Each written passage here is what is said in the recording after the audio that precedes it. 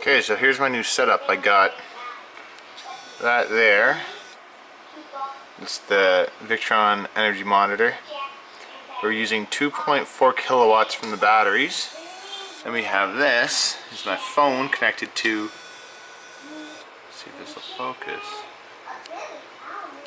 Hold on here. Anyways, we got 1700 watts coming in from solar. Must have had a cloud go through, but now we're picking up 2050-ish watts. And that is coming off this camera, which is in my power room. And with about 2,400 watts, this is the sine wave on the inverter, which actually looks pretty dang good. Pretty happy with that, actually.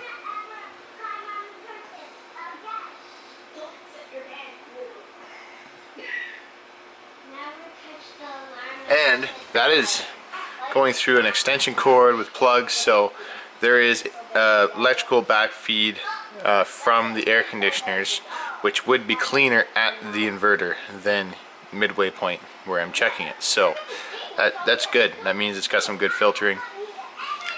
And just want to share that. Thanks for watching, guys.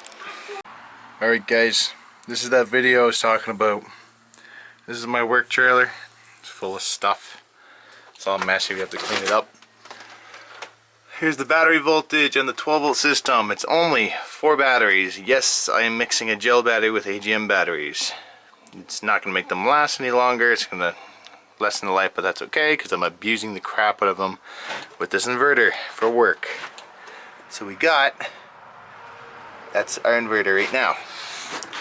We have an outlet going to this compressor. This compressor takes so much power to start, it almost trips a 15 amp breaker every time.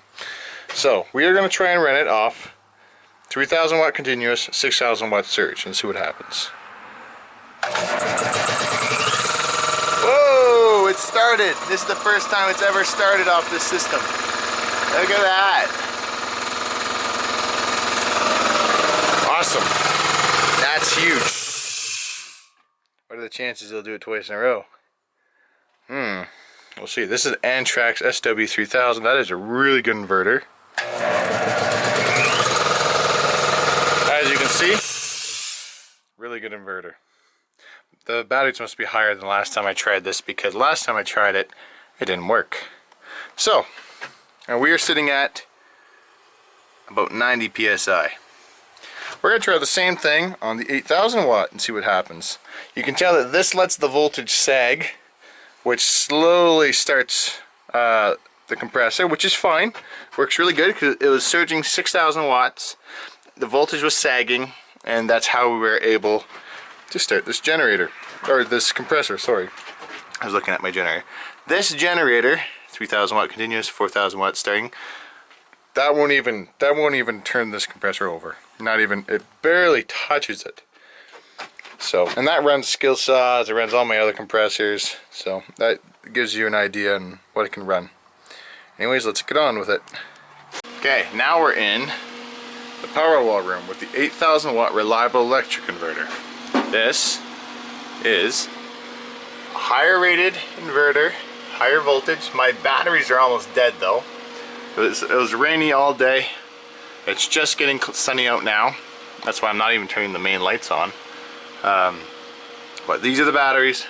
14 kilowatts. We probably only have about, I'd say about 2 kilowatts, 3 kilowatts left in the battery bank. And everything in the garage runs off of this inverter. I got a bunch of stuff inside the house running off the inverter. And we're going to try and start that compressor. And we're going to keep an eye on it with this. We are currently taking 121 watts. Okay. I'm going to set this up where we can see. Oh good, the sun's popping out. I could really use that. This is the biggest test for an inverter. Starting one of these loads is ridiculous. Okay. So we have our cord plugged into here, running into the house. Just so you guys can see. Just emptied the essential vac. Running, yeah, it's a mess, I know. It's this one with the black wire running into here. I'm actually going to move that from here and plug it directly into the wall so that there is no drops. Let's do that. Now this cord isn't anything special. I believe it's 12.3. If I can find that anywhere. Doubt it. I believe it's 12.3, either 12.3 or 14.3. 14.3 is on the thin side, so I hope it's a 12.3. Can't remember. But we're gonna try it. Let's see what happens. Hopefully the inverter or my BMS boards don't blow up.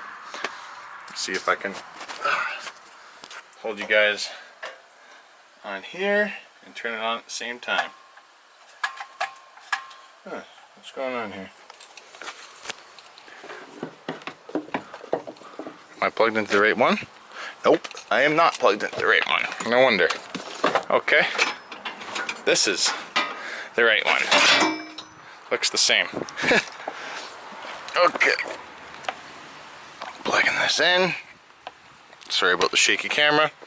We are now plugged in. Let's go for try number 2. I got dirty hands. I'm trying not to touch my camera too much. And here we go. Wow. Started up no problem. That's impressive.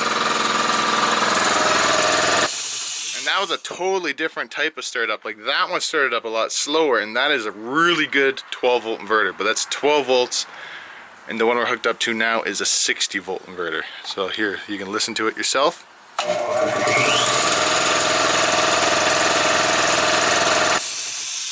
That's impressive. Oh, we got even a higher surge that time. Look at that. That surge is higher. Let's try that one more time, see what we can get here.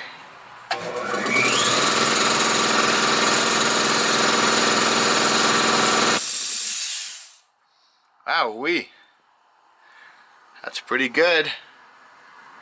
Do this one more time. I want to see if we can get a higher peak, because I'm sure this has a higher peak than that.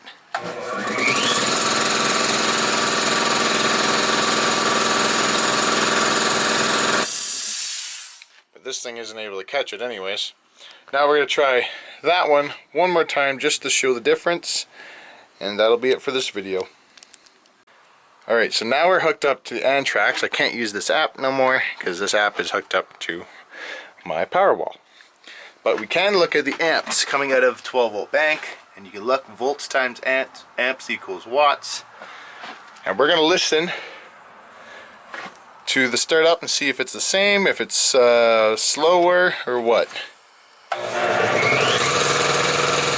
It was pretty close that time.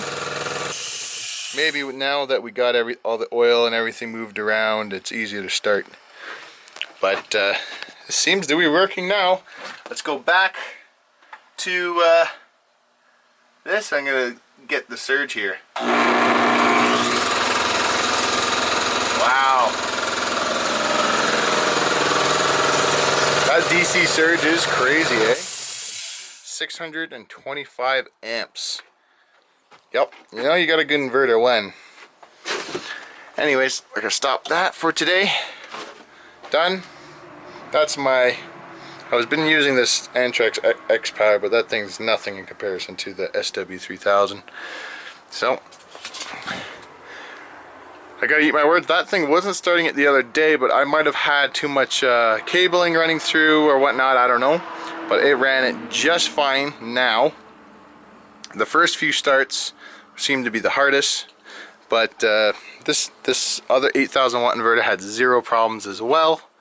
So there you have it. Low frequency 3,000 watt inverter, 6,000 watt surge is running.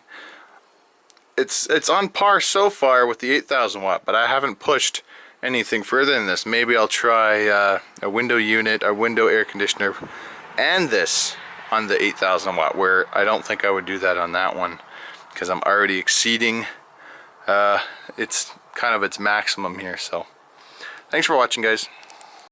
Alright, I'm back. We got a bit more power in the bank, not a whole lot. We're sitting at, I would guess, around 30% power of 14 kilowatts.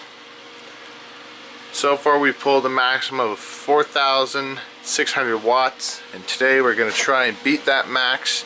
I'm just hoping the Nero home battery monitoring clamp, because this is everything's coming through one or two separate wires of 110.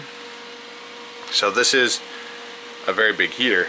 This heats like crazy. We're going to turn this on, then we're going to go and we're going to try that massive compressor. So that's going to be 1500 watts running, plus a projector inside, Alienware laptop, monitor.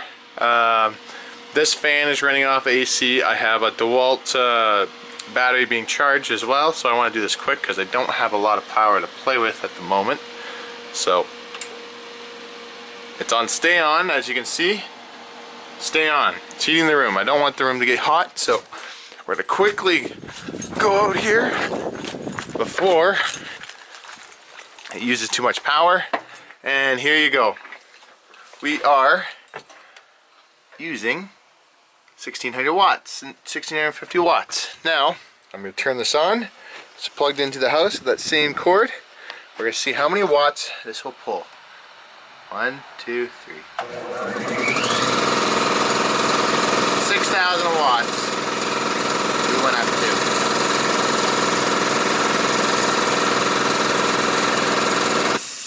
Okay, we're going to shut that back down. We're going to do it a second time just to make sure that wasn't a fluke. And here we go.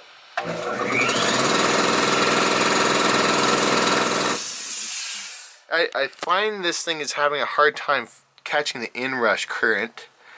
But we got 6,000 watts caught so far. So we know this can do at least 6,000 watts. We're going to go one more time. And this could be a limitation on my batteries too through the BMS boards, because they're not fully charged and I don't have quite enough of them. So here we go.